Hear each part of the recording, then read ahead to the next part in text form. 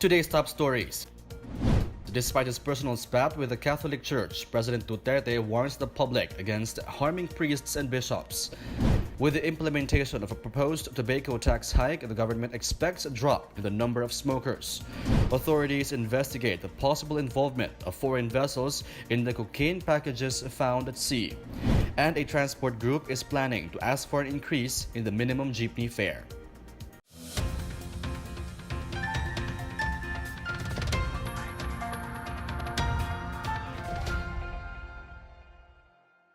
Good day, I'm William Theo. Welcome to the PNA Newsroom. President Rodrigo Duterte issued a warning against those who would harm priests and bishops on his account. He said his spat with the Catholic Church is personal and should not involve politics. More on this from Rom Dulfo. Despite his personal tiff with the Catholic Church, President Duterte warned those who threaten to harm priests and bishops to stop. The president's warning came after Manila Archbishop Luis Antonio Cardinal Tagle, in a text message to former presidential aide Christopher Lawrence Bongo, reported that some priests have been receiving death threats. President Duterte said his feud with the Catholic Church is personal and not part of the political ruckus. And even as he responded to the priest who wished him dead, the bishops and priests should not be harmed the same way. The president admits he is angered by how priests do not have to pay taxes, but said he is not mad at the Catholic Church. This is not the first time the president has warned against killing bishops and priests. He first brought up Tagle's text message during the PDP Laban campaign rally in Cebu City on Sunday night. For the PNA Newsroom, I'm Rom Dulfo. If it were not for the collective sacrifices of Filipinos during the People Power Revolution in 1986, there would not have been the freedom of expression we have today.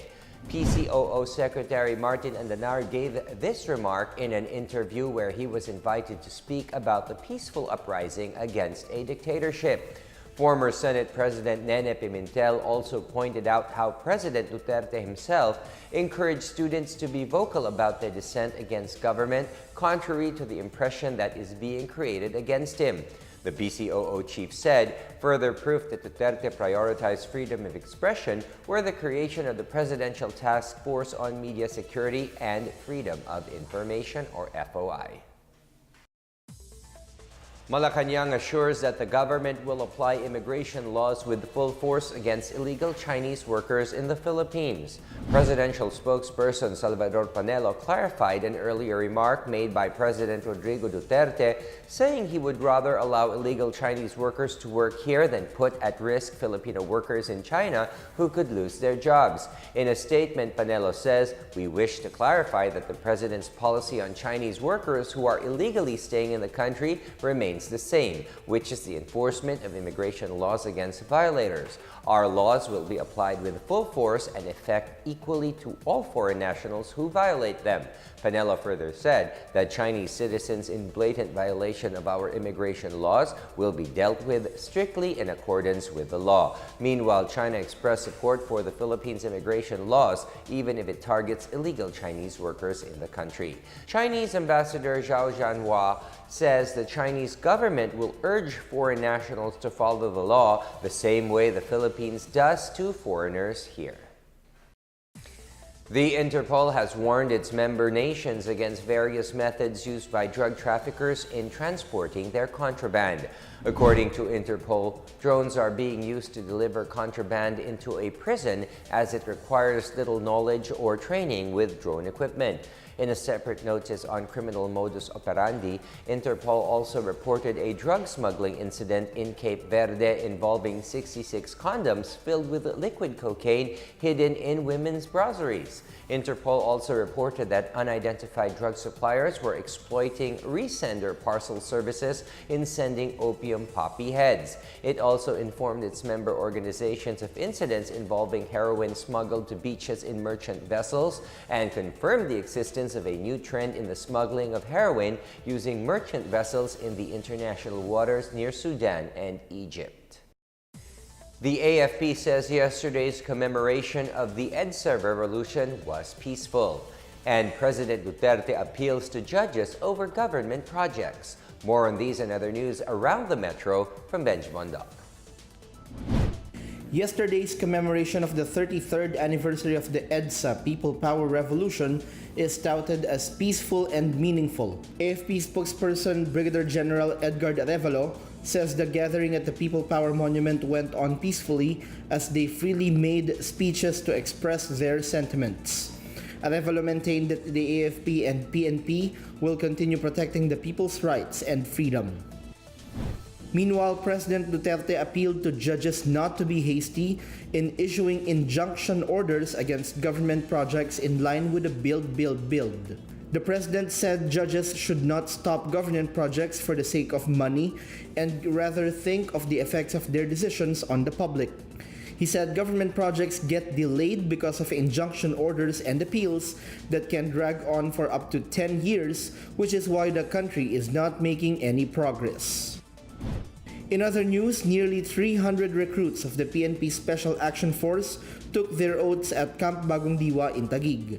The new recruits will undergo up to 8 months of training to be part of the 5 new battalions to be created to fight terrorism. For the PNA Newsroom, I'm Bench Bondo.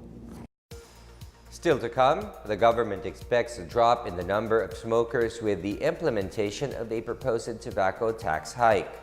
Authorities investigate the possible involvement of foreign vessels in the cocaine packages found at sea. More on these when the PNA Newsroom continues.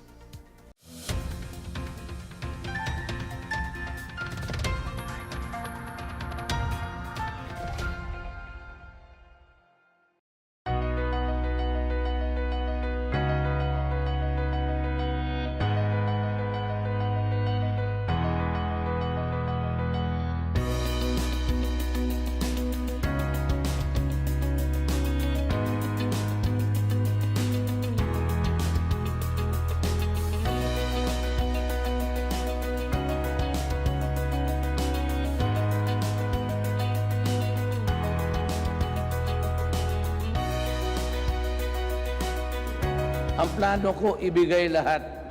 Sabi ko nga kay Secretary Castriciones, ibigay mo na lahat yan sa panahon ko.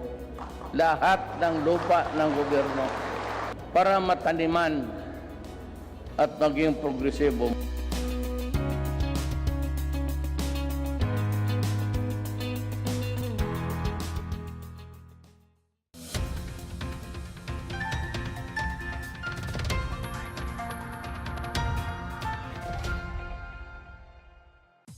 Further increase on cigarette tax will help more Filipinos to quit smoking. According to the Department of Finance, increasing the excise tax on cigarettes to 60 pesos a pack, as proposed under a pending bill by Senator Manny Pacquiao, will help 3.2 million Filipinos quit smoking and will cut cigarette consumption nationwide by 17%.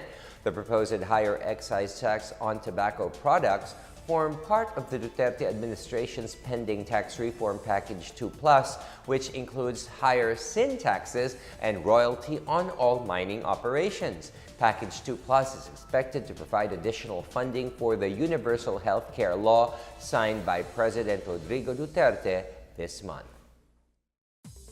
The Trade Union Congress of the Philippines, or TUCP, respects the position of President Rodrigo Duterte to leave Chinese workers in the country alone. TUCP President Raymond Mendoza says Chinese nationals are welcome to work in the country. He, however, stressed that Filipinos should be prioritized in providing jobs or skills. Any specialization that is not in the labor market could be given to foreigners with the proper permits. The TUCP wants the issuance of alien employment permits and work permits to be monitored to prevent corruption. It is also open to organizing Chinese workers so that they can have their own labor union. Pump prices increased for the third consecutive week starting today, February 26, amid movements in the global oil market. Oil companies announced that they would hike the prices of their gasoline and diesel products by 1 peso and 45 centavos per liter. Oil firms carrying kerosene would likewise increase prices by 1 peso and 35 centavos per liter. Market analysts explained that the upward shift in global crude prices is being partially fueled by expectations that U.S.-China trade talks are likely to reach a happy conclusion. Meantime, local oil executives said the price hike only reflects current trends in the larger market, which they are constrained to pass on to the local consumer. Authorities are set to investigate the routes of about 20 international vessels in line with the recent discovery of cocaine packages at sea. The Philippine National Police and the Philippine Drug Enforcement Agency will investigate the foreign sea vessels that passed through the Caraga-Surigao route. This is to trace the source of the 39 bricks of cocaine that were recovered at Barangay Santiago, Caraga, Davao Oriental last February 24. Police Regional Director Marcelo Morales says they are coordinating with the Coast Guard and Navy to look for other cocaine packages that may be floating at sea. He also warned the public against keeping the drugs for themselves. Over 10,000 athletes are set to compete in the Region 1 Athletic Association meet in Ilocos Norte. Meanwhile, former members of the NPA rejoined the government fold. More on this and other stories from the provinces from Janice Cabe. In Ilocos Norte, it's all systems go for the 2019 Region 1 Athletic Association meet. Over 10,000 athletes and officials are now preparing for the upcoming March sporting event. 14 Philippine schools in Lawag City and nearby towns will accommodate 10,000 athletes and officials during the course of the events. Playing venues are also ready to accommodate the competing teams.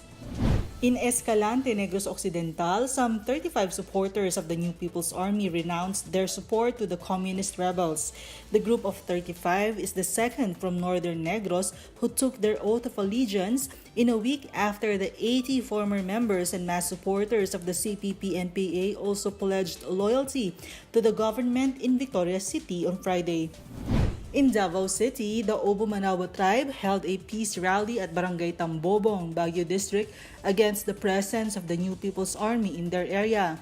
Tribal leaders and officials from national government agencies in the Davao region also joined the rally. Mindanao Indigenous People Council of Elders Chairman Dato Joel Unad called on communities to stand up against the NPA. For the PNA Newsroom, I'm Janice Cabe. Up next, a transport group is planning to ask for an increase in the minimum jeepney fare. The Department of Agriculture hails a model ube kinampay farmer in Bohol. The PNA Newsroom returns after these reminders.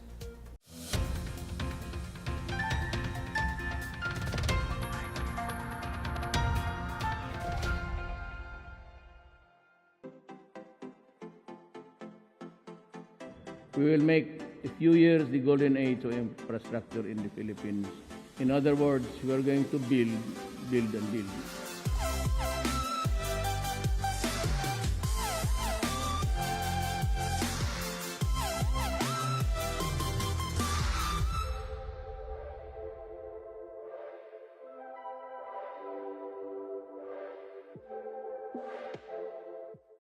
Sa boxing, sagot ko kayo.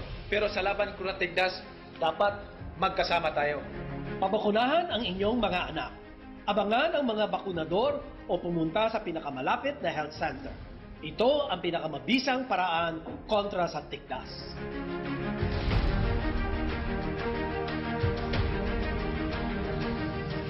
Para sa inyo ang laban na to.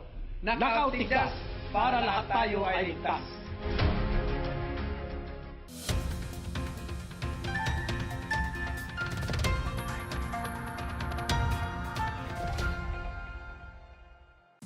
The Alliance of Concerned Transport Organizations plan to file a petition to bring back a 10 peso minimum fare for jeepneys.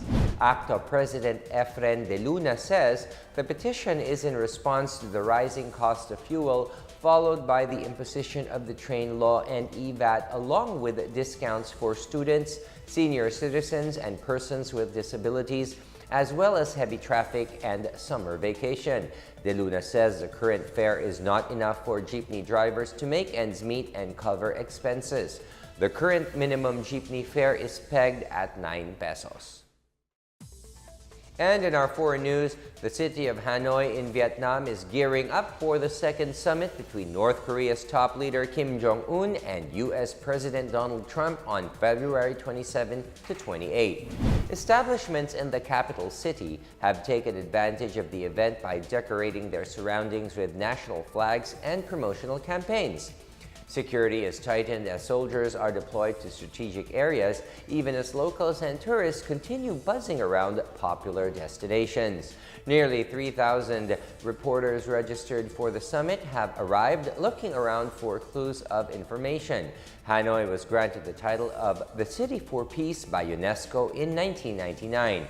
The Vietnamese government and its people see the summit as a way to elevate the country on the international stage. In sports, palarong pambansa medalist Gulliver Clive Clemente delivered Antique's first gold medal in swimming at the start of the Philippine Youth Games Batang Pinoy Visayas qualifying leg in Iloilo City. Clemente clocked 2 minutes and 26 seconds in the boys' 13 to 15 200-meter individual medley event on Monday. Seth Bisef Somoza of Dumaguete City finished second, while Jan Kyle Malinaw of Ormoc City finished third. Clemente also had 3 silvers coming from the 50-meter and 100-meter breaststroke and 50-meter freestyle events, plus 2 bronzes in the 4x100 medley and freestyle relay events. He is set to swim in 4 more events: 50-meter, 100 and 200-meter breaststroke, and 400-meter individual medley. The Department of Agriculture supports small-scale farmers while pursuing advancements in planting technology. A farmer in Bohol became one of the DA's latest success stories with her harvest of the native ube kinampay. Janice Cave has the story.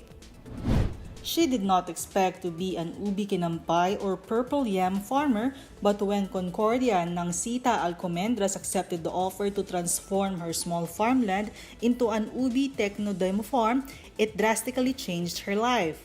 Nang Sita became one of the successful women cooperators in Barangay Langtad, supported by the Department of Agriculture Central Visayas. DA7 and the Agriculture Office of Sagbayan provided her with access to technologies, fertilizers, bamboo slabs, and technical support. Nang Sita and other farmers in Langtad were provided with trainings and hands-on application under the guidance of DA Bohol Experiment Station. The DA said Nang Sita's hard work and determination was the key to her successful cultivation of ubi kinampay. Based on the Techno Demo project implementing guidelines, 350 kilos of Nang Sita's produce were given to the Bohol Ubi Growers Association, whose officers will also give to interested ubi growers their initial cropping material. For the PNA Newsroom, I'm Janice Cave. Let's now check out the weather forecast for Metro Manila and the rest of the country.